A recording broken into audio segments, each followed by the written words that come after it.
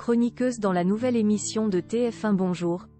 Lancée le 8 janvier 2024, Garance Pardigon est en couple depuis de nombreuses années avec un journaliste. Reporter d'actualité, l'homme est également auteur et a travaillé au cours de sa carrière pour Canal+ et France 4.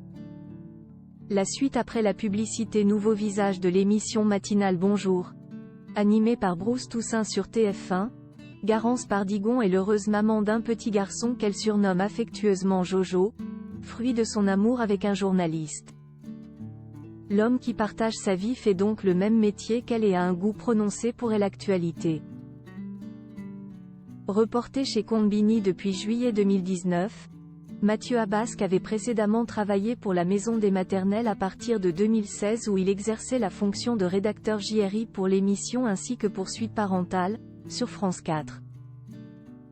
Auparavant, il était journaliste reporter d'images pour Canal+ et travaillait pour les émissions J+1, Canal Football Club, Canal Rugby Club, 5+, mais aussi journaliste pour Vice Média et rédacteur TV pour la RTS, Radio-Télévision Suisse.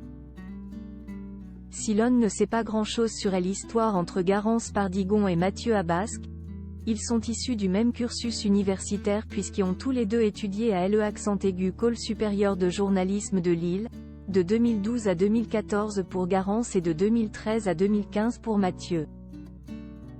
Peut-être le lieu de leur première rencontre ?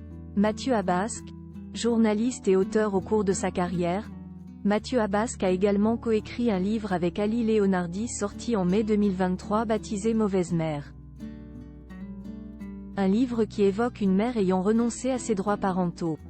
Sur la 4e de couverture de l'ouvrage, l'auteur détaille ainsi son histoire et la raison de son choix. D'aussi loin que je me souvienne, je n'ai jamais voulu être mère.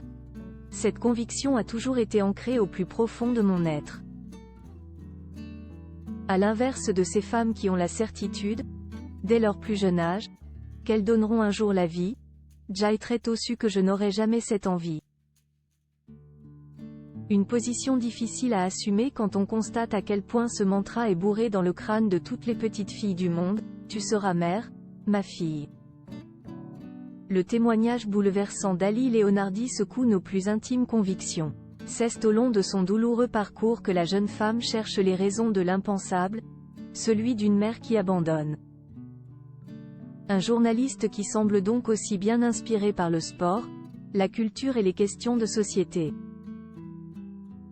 La suite après la publicité. La suite après la publicité.